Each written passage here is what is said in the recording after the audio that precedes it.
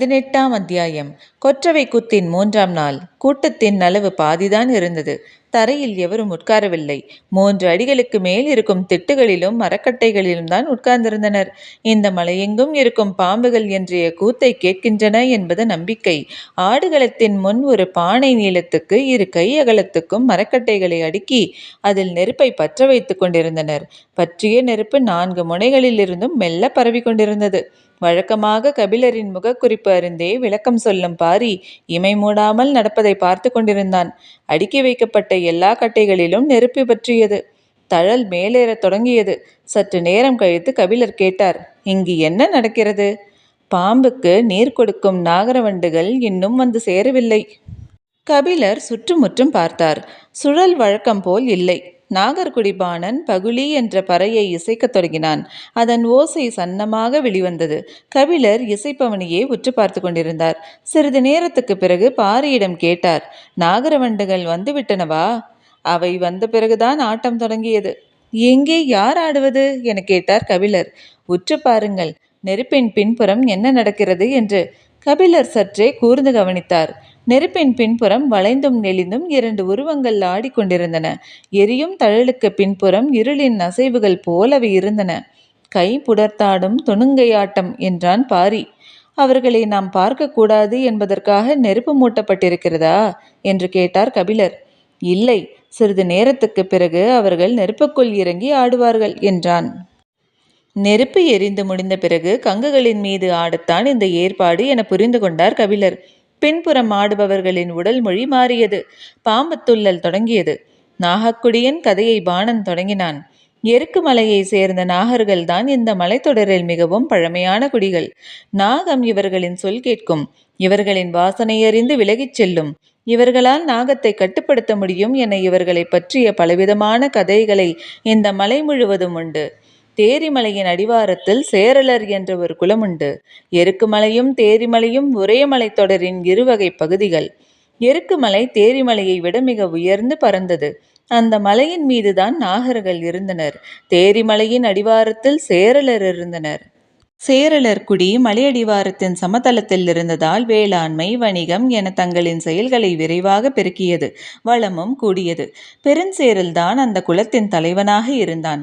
நீண்ட காலம் அவனது தலைமையில் சேரலர் குலம் தழைத்தது. அவனுக்கு வயது கூடியது. தோளில் சுருக்கம் படிய தொடங்கியது.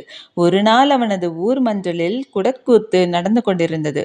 பெருஞ்சேரலும் அவன் குலமக்கள் அனைவரும் அதைக் கண்டு மகிழ்ந்தனர். அப்போது கூத்தாடிய இளம்பெண் ஒருத்தி கூத்தின் வேகத்துக்கு ஏற்ப கண்களை சுழற்றி சுழற்றி ஆடினாள். அவளது கண்கள் தன்னைத்தான் சுற்றி கொண்டிருக்கின்றன என பெருஞ்சேரல் நினைத்தான். நீண்ட நேரத்துக்கு பிறகுதான் தெரிந்தது, அவளது கண்கள் சுழன்று வந்து மொய்த்தது தன்னை அல்ல, தனக்கு பின்னால் நின்று கொண்டிருக்கும் வீரனை என்று. அன்று இரவு முழுவதும் சேரலுக்கு தூக்கம் கொள்ளவில்லை. அழகியின் கண்கள் தன்னை தாண்டி போன கணத்தை அவனால் தாங்க முடியவில்லை. குலத்தின் வளம் பெருக்கி திறன் கூட்டிய மாவீரன் என புகழ் பெற்ற தன்னை வயோதிகம் அன்று பற்ற நினைப்பதை அவனால் ஏற்க முடியவில்லை. தோளில் ஏற்படும் சுருக்கங்களை காண கண்கள் மறுத்தன. சுருக்கம் களைய வழி உண்டா என கேட்டு திசையெங்கும் ஆட்களை அனுப்பினான். வடதிசை போனவன் வந்து சொன்னான், நான் பார்த்த பெருமுனி ஒருவர் இதற்கு வழியுண்டு என சொன்னார். ஆனால் என்னவென்று சொல்ல மறுத்துவிட்டார் என்றான். வெகு விரைவில் அந்த முனி தேரிமலைக்கு வரவழைக்கப்பட்டார். தேகத்தின் சுருக்கம் மரத்தின் சருகையைப் போலத்தான் உதிரக்கூடியதுதான் என்றார். அதற்கான வழியை காட்டுங்கள் என்று பெருஞ்சேரல் வேண்டி நின்றான். குண்டம் அமைத்து அதில் பலவிதமான மரக்குச்சிகளை போட்டு தீமூட்டி அந்த புகை நடுவே நின்று அந்த முனி சொன்னார், நாகங்கள் சட்டையை கழற்ற ஒரு மூலிகையை உண்ணும். அந்த மூலிகையை நீ உண்டால் உனது தேகத்தின் சுருங்கிய மேல் தோல் கழன்று எவ்வனமடைவாய் என்று. அந்த மூலிகையை எவ்வாறு கண்டறிவது என கேட்க, இந்த புவி மேல் அந்த ரகசியத்தை அறிந்தவர்கள் நாகக்குடியினர் மட்டுமே. நீ அவர்களிடம் கேட்டு அந்த மூலிகையை பெற்று பயனடைவாய் என்றார் முனி. பெருஞ்சேரலின் மனம் குளிர்ந்தது. முனியின் மனம் குளிரச் செய்ய வேண்டிய அனைத்தையும் செய்து அனுப்பினான். எருக்குமலைக்கு சென்று நாகர்குடியின் தலைவனை காணுமாறு தனது அவையினருக்கு பெருஞ்சேரல் உத்தரவிட்டான். அந்த உத்தரவை ஏற்று மலையேற யாரும் முன்வரவில்லை. காரணம், நாகர்களைப் பற்றிய கதைகள் அப்படி. நாகர்குடியின் வயதான முதுமக்கள் உடுத்தியிருக்கும் ஆடையிலிருந்துதான் விரியின் பாம்பு குட்டிகள் உதிர்ந்து வெளியேறுகின்றன என அவர்கள் நம்பினர். நாகத்தை பற்றி எப்போது பேசினாலும் அதை கேட்கும் சக்தி அதற்கு உண்டு என நம்பினர். நாகத்தை பற்றிய எந்த ஒரு சொல்லும் நாகத்தின் செவியில்தான் போய் தங்கும் என்பது எல்லோரும் அறிந்ததே. தங்களின் குலத்தலைவனுக்காக போக எவரும் துணிவில்லையா என கேட்டபோது பெரியவர் பொறையன் முன்வந்தார். திறன் கொண்ட 12 வீரர்களின் துணையோடு தான் போய் வருவதாக கூறினார். பெருஞ்சேரல் மகிழ்வுற்றான். சற்றே தயக்கத்துடன் பொறையன் கேட்டார், ஒருவேளை அந்த மூலிகையை அவர்கள் தெரிவிக்க மறுத்துவிட்டால் என்ன செய்வது? வடதிசை முனி சொன்ன 2வது வழியில் வேண்டி பெறுங்கள் என்றான் பெருஞ்சேரல். சரி என பொறையன் சம்மதித்தார். 12 வீரர்களுடன் பாம்பு கடிக்க வைத்தியம் பார்க்கும் பிடார வைத்தியம் இருவருமாக 14 பேரை உடன் அனுப்ப முடிவானது. வயதில் மூத்த பிடார வைத்தியனுக்கு 2 காதுகளும் அறுபட்டிருந்தன. இன்னொருவன் வயதில் இளையவனாக இருந்தான். இருவரும் இருவேறு திசைகளிலிருந்து வரவழைக்கப்பட்டிருந்தனர். பொறையனோடு சேர்த்து 15 பேரிடமும் குடிமுனை வாக்கு பெற்றான் பெருஞ்சேரல். எந்த சூழலிலும் அவர்கள் இந்த கட்டளையை நிறைவேற்றாமல் இனி நாடு திரும்ப முடியாது. 15 பேரும் எருக்குமலையில் ஏறத் தொடங்கினர். நாகர்குடி அல்லாத வேற்றுக்குடியினரின் காலடி எருக்குமலையில் இதுவரை பட்டதில்லை. முதலாக அது நிகழ்ந்தது. எருக்குமலையின் அடிவாரம் காட்டுப் புற்களாலும் குறுமரங்களாலும் நிரம்பியதாக இருக்கும். புற்களை விலக்கி அவர்கள் மலையேறத் தொடங்கினர். புது மனிதர்களின் வாடைகள் நாகங்கள் நன்கு அறியும். அவர்கள் முன்னால் இருக்கும் புற்களை விலக்கி கால்களை மிக கவனமாக முன்னகர்த்தி சென்று கொண்டிருந்தனர். மலையின் முதல் குன்றை கடந்தபோது நிழல் விரியனொன்று நடந்து கொண்டிருந்த ஒருவனின் நிழலுக்குள் நுழைந்தது. எந்த மனிதனின் நிழலுக்குள் அது நுழைகிறதோ அவன் நிழலிலேயே அது ஊர்ந்து வந்து கொண்டிருக்கும். நடந்து செல்பவன் எவ்வளவு வேகமாக நடந்தாலும் மெதுவாக நடந்தாலும் அதுவும் அதே வேகத்தில் நிழலுக்குள் நெளிந்தபடியே வரும். அதன் உடலில் படிந்த நிழலை விட்டு அது பிரியாது. இளைய பிடாரனின் நாசி பாம்பின் வாசனையை நுகர்ந்தது. யாரும் நின்று விடாதீர்கள், ஏதோ ஒரு பாம்பு நம் அருகில் வந்து கொண்டிருக்கிறது என்றான். எல்லோருக்குள்ளும் அதிர்ச்சி பரவியது. வியர்க்கத் தொடங்கியது. என்ன வாசனை என்பது அவனுக்கு பிடிபடவில்லை. மூத்த பிடாரனை பார்த்து கேட்டான், உங்களின் மூக்கை வாசனை எட்டவில்லையா? மூத்த பிடாரன், இவனது செயல் சிறுபிள்ளைத்தனமாக இருக்கிறதே என்று நினைத்தபடியே பதில் ஏதும் சொல்லாமல் நடந்து கொண்டிருந்தான். நடந்து செல்லும் வீரர்கள் அனைவரும் கையில் ஆயுதங்களோடு இருந்தனர். மனிதன் பாம்பை பற்றி பேசும் கணத்திலேயே அது அவனுக்குள்ளே வந்து விடுகிறது. வெளியே அவன் எந்த வகை ஆயுதங்களை வைத்திருந்தும் என்னவாக போகிறது? உள்ளுக்குள் ஏற்படும் நடுக்கத்தை எவரால் நிறுத்த முடியும்? நடுக்கமின்றி நடந்து கொண்டிருந்தவன் மூத்த பிடாரன் மட்டும்தான். அவனது நாசி நீண்ட நேரத்துக்கு முன்பே நாவிப்பூ மணத்தை கண்டறிந்துவிட்டது. கருவிரியனுக்கும் நிழல் விரியனுக்கும் தான் இந்த வாடை வரும். கருவிரியனாக இருந்தால் வாடை நுகர்வதற்குள் கடி விழுந்திருக்கும். இது நிழல் விரியன்தான். அதனால்தான் நடக்கவிட்டு வந்து கொண்டே இருக்கிறது. யாருடைய நிழலில் வருகிறது என்பதுதான் அவனுக்கு தெரியவில்லை. மனிதரின் நிழலுக்குள் அது நுழைந்து விட்டால் அந்த நிழலை விட்டு விலகாமல் வந்து கொண்டே இருக்கும். நிழலுக்கு உரியவன் அதனிடமிருந்து தப்பிக்க ஒரே வழி நிற்காமல் நடந்து கொண்டே இருப்பதுதான். மாலையில் கதிரவனின் ஒளி மறைந்து மனித நிழல் அதுவாக சிதைந்தால் மட்டுமே அது திக்கு தெரியாமல் திசை மாறும். இல்லையென்றால் அது வந்து கொண்டே தான் இருக்கும். நடப்பவன் எந்த இடத்தில் நின்று இளைப்பாறுகிறானோ அந்த இடத்தில் அவனது குதிக்காலை கடித்துச் சுற்றும். இதை நாம் சொன்னால் மொத்த கூட்டமும் பயந்து சிதறிவிடும். என்ன செய்வது என மூத்த பிடாரன் சிந்தித்தபடியே நடந்து கொண்டிருந்தான். இளைய பிடாரனோ பொறையனிடம் போய் சொன்னான், பாம்பின் வாடை வருகிறது. இந்த வாடையை கூட இந்த காது அருந்தவனால் உணர முடியவில்லை. இவன் பாம்பு பிடாரன்தானா என்பதே சந்தேகமாக இருக்கிறது. அவனது சொல்லை கேட்டு அதிர்ச்சியடைந்தார் பொறையன். மூத்த பிடாரனை திரும்பி பார்த்தார். பொறையன் நடையை நிறுத்தியதும் எல்லோரும் நின்றனர். மூத்த பிடாரன் மட்டும் நிற்காமல் நடந்தான். தன்னை இவன் அவமதிக்கிறான் என்ற பொறையன் நினைத்த கணத்தில் இடது பக்கம் வந்து கொண்டிருந்த வீரன் ஒருவன் கத்திக்கொண்டே கீழே விழுந்தான். அன்று இரவு தனித்த மரம் ஒன்றில் பரணமைத்து தங்கினர். வீரர்கள் சுழற்சி முறையில் காவல் காத்தனர். உணவு மூட்டைகளை கூட கீழே வைக்காமல் மரத்திலேயே கட்டி தொங்கவிட்டனர்.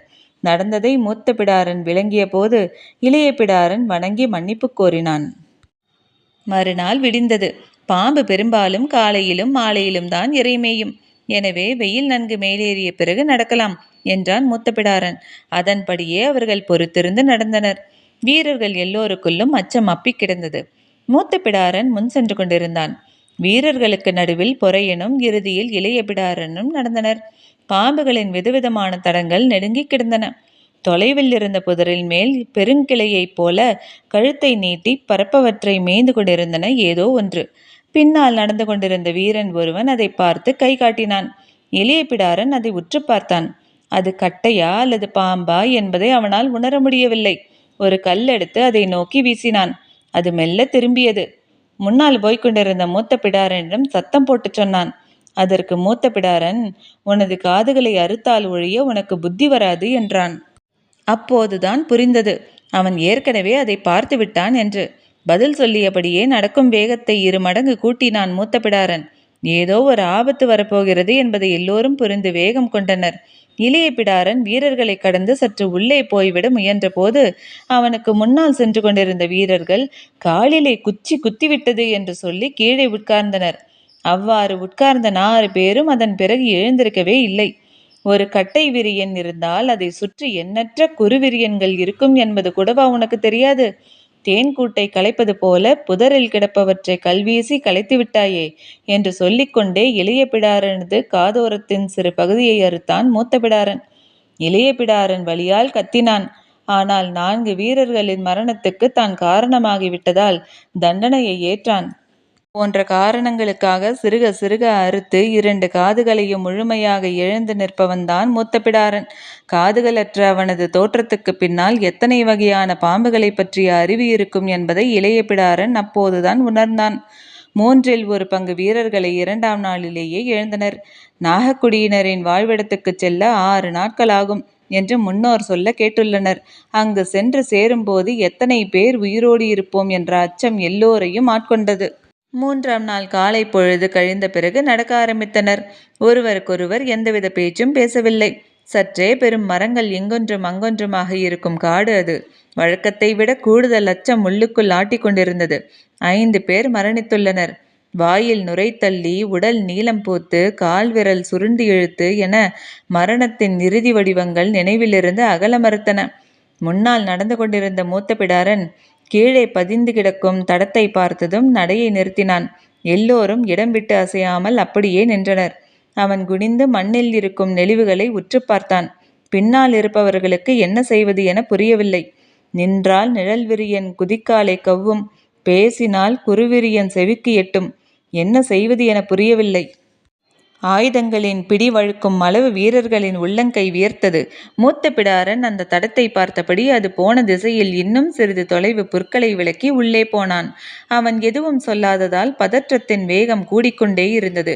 பின்னால் நின்றிருந்த இளைய பிடாரன், நான் அங்கு வரவா என்று கேட்க வாயெடுத்த போது அறுபட்ட காதின் வலி சொல்லேதும் சொல்லவில்லை. மூத்த பிடாரனின் முகம் இன்னும் தெளிவடையாமல் இருப்பதை பொறையன் கவனித்தார். சின்னதாக அச்சம் அவருக்குள் ஏற ஆரம்பித்தது. மூத்த பிடாரன் தடத்தை பார்த்தபடியே அங்கு இருந்த பாறை விரிசலை நோக்கி நகர்ந்து போனான். எந்த பாம்பின் தடத்தையும் தொலைவிலிருந்தே சொல்லக்கூடியவன் மூத்த பிடாரன். இந்த தடம் பற்றி மட்டும் ஏன் இன்னும் முடிவுக்கு வராமல் இருக்கிறான் என்று பொறையன் குழம்பிக் கொண்டிருக்கையில் மூத்த பிடாரன் சொன்னான், மலஞ்சாறை புரண்டிருக்கிறது. அவன் சொல்வது மற்றவர்களுக்கு புரியவில்லை. பாம்புகள் வளைந்து வளைந்து போகக்கூடியவை. பாம்புகளின் இனத்தையும் தன்மைக்கும் ஏற்ப வளைவுகளின் அகலம் மாறுபடும். பாம்புகளுக்கு வயது ஆக ஆக வளையும் ஆற்றல் குறையும். அதனால் அவற்றின் வேகம் குறையும். இந்த நிலையிலேயே பெரும்பாலான பாம்புகள் இறந்துவிடும். ஒரு சில பாம்புகள் தான் இவற்றை தாண்டியும் வாழும். முடிந்தவரை நெளிவு கொடுத்து நகர்ந்து போகும்.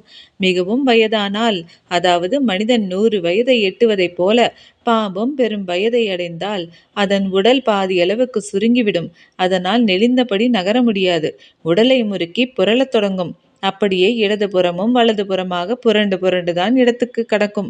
மனிதன் வயோதிகத்தில் உட்கார்ந்து உட்கார்ந்து போவதைப் போலத்தான் அதுவும். இந்த இடத்தில் மலஞ்சாறை ஒன்று புரண்டு போயிருக்கிறது என்றான் மூத்த பிடாரன். அவன் சொல்வதை அனைவரும் வாய்ப்பிழந்து கேட்டுக்கொண்டிருந்தனர். மூத்த பிடாரன் தொடர்ந்தான். இதில் மகிழ்ச்சியான செய்தி என்னவென்றால், இந்த குன்றில் வேறு எந்த பாம்பும் இருக்காது. எல்லோரையும் வியப்பு தோற்றியது. பாம்பு புரளும் மண்ணில் பிற பாம்புகள் தங்காது என்பது முன்னோர் வாக்கு. எனவே இன்று இந்த குன்றை கடக்கும் வரை உங்களுக்கு அச்சம் தேவையில்லை என்றான் மூத்த பிடாரன். வீரர்கள் அடைந்த மகிழ்ச்சிக்கு அளவே இல்லை. அப்பாடா என்று பெருமூச்சு விட்டனர். அச்சமற்ற அடிகளை கால்கள் எடுத்து வைத்தன. நடையின் வேகம் கூடியது. பேச்சு தொடங்கியது. பாம்புகளை கையாள்வதில் உள்ள நுட்பங்களை பற்றி பேசினர். பாம்புகள் மனிதனை கண்டு அஞ்சித்தானே ஓடுகின்றன. பின்னர் ஏன் மனித மனம் பாம்பை கண்டு பதறுகிறது என்று கேட்டான் வீரன் ஒருவன். அசட்டு சிரிப்புடன் மூத்த பிடாரன் சொன்னான், மனிதன் பாம்பின் ஓட்டத்தை தவறாக புரிந்து கொண்டான் என்று பொருள். அது அஞ்சி ஓடவில்லை என்கிறீர்களா? அதை கண்டு நாம் அஞ்ச அதனிடம் நஞ்சு இருக்கிறது. நம்மை கண்டு அது அஞ்சி ஓட என்ன இருக்கிறது நம்மிடம்? வீரனிடம் பதில் இல்லை. ஒவ்வொரு பாம்பும் தனது இனத்தின் எண்ணற்ற பாம்புகளை தின்றுவிட்டுத்தான் உயிர் வாழ்கிறது. மனிதனைப் போல் ஓர் உடம்புக்குள் வாழும் ஓர் உயிர் அல்ல, எண்ணிலடங்காத உயிர்கள் வாழும் ஓர் உடல். அது தின்ற உயிருக்கு ஏற்ப அதன் கால்கள் அமைகின்றன. பிடாரனின் பேச்சு அச்சமூட்டுவதாக இருந்தது. பாம்பை விடுத்து வேறு எதையும் பேசும் சூழல் இல்லை. இன்னொரு வீரன் நாகர்களை பற்றி கேட்டான். நாகர்களும் நம்மை போன்ற மனிதர்கள்தானா அல்லது அவர்களுக்கு தனித்த அடையாளம் ஏதுமுண்டா? நம்மை போன்ற மனிதர்கள்தான், ஆனால் தனித்த அடையாளங்களும் உண்டு. என்னென்ன? நாகர்குடியின் ஆண்களை நீங்கள் கண்டறிய வேண்டுமென்றால் அவர்களின் கால்களை வைத்துத்தான் கண்டறிய முடியும். குதிக்காலில் நமக்கு மேலும் கீழுமாக வெடிப்புகள் இருக்கும். அவர்களுக்கோ செதில் செதிலாக பக்குகள் இருக்கும். அதே போல கைவிரல் நகக்கண்ணில் தோல் நமக்கு மேலும் கீழுமாக உரியும். அவர்களுக்கோ செதில் செதிலாகத்தான் உரியும். உற்று பார்த்தால் நகம் எங்கிருந்து தொடங்குகிறது என்பதே தெரியாது. அவ்வளவு நேரம் உற்சாகமாக இருந்த பேச்சொலி இப்போது சற்றே அமைதி கொள்ளத் தொடங்கியது. இன்னொருவன் கேட்டான், நாகர்குடி பெண்களை எப்படி கண்டறிவது? காமம் கொள்கையில் என்று மட்டும் சொல்லி நிறுத்தி கொண்டான் மூத்த பிடாரன். எப்படி என்று மீண்டும் அழுத்தி கேட்டான் அவன். இந்த பதிலை அறிய எல்லோரும் மிக ஆவலுடன் இருந்தனர். சிறிய ஓசை கூட எழுப்பாமல் கால்கள் நடந்து கொண்டிருந்தன. மூத்த பிடாரன் சொன்னான், காமம் கொள்கையில் விம்மும் கொங்கையின் நாவு படம் போல் விரிந்து அடங்கும். அதை உணரும்போது நாம் மரணித்து கொண்டிருப்போம். அந்த இடம் அமைதியாக இருந்தது. சிறிது நேரம் கழித்து ஒருவன் கேட்டான், காமத்தின் போது அவர்கள் இமை மூட மாட்டார்கள் என்றுதானே சொல்வார்கள். நீங்கள் வேறொன்றை சொல்கிறீர்களே. எல்லாம் கண்டறியாதவர்கள் சொல்லும் கதைகள்தானே. ஆளுக்கு ஒன்றாகத்தான் இருக்கும் என்றான் மூத்த பிடாரன். மூன்றாம் குன்றை விட்டு கீழே இறங்கினர். இந்த இடத்தில் இன்று தங்கிவிட்டு நாளை மீண்டும் பயணத்தை தொடங்கலாம் என்றார் பொறையன். வீரர்கள் தங்குவதற்கான ஏற்பாடுகளை தொடங்கினர். உணவு முட்டைகளை தூக்கி வந்த ஒருவன் ஆளுக்கு ஒரு கனியை உண்ண கொடுத்தான். மூத்த பிடாரனும் பொறையனும் கனியை பெற்றுக்கொண்டு சற்று தள்ளியிருக்கும் சிறு பாறையை நோக்கி நடந்தனர். பொறையன் பாறையின் மீது ஏறி உட்கார்ந்து கனியை கடித்தார். அவருக்கு எதிரில் நின்றபடி மூத்த பிடாரன் கனியை கடிக்கும் போதுதான் கவனித்தான். பொறையன் கனியை கடிக்கும்போது பற்களுக்கு இடையில் இருக்கும் செதில்களிலிருந்து குருதி வந்து கொண்டிருந்தது. பொறையன் கனியை கடித்து தின்றபடியே சொன்னார், மரணம் ஏதுமின்றி இன்றைய பொழுது முடிந்தது. அவரது சொல்லை அவரே இன்னும் சிறிது நேரத்தில் பொய்யாக்கப் போகிறார் என்பது மூத்த பிடாரனுக்கு புரிந்துவிட்டது. நேற்றிரவு மூட்டைகளை கட்டி தொங்கவிட்ட மரத்திலிருந்து அது கனிகளுக்குள் இறங்கியிருக்க வேண்டும் என ஊகித்தபடியே ஏதும் சொல்லாமல் பொறையனையே பார்த்து கொண்டிருந்தான் மூத்த பிடாரன். இத்துடன் அத்தியாயம் முடிவடைந்தது. நன்றி.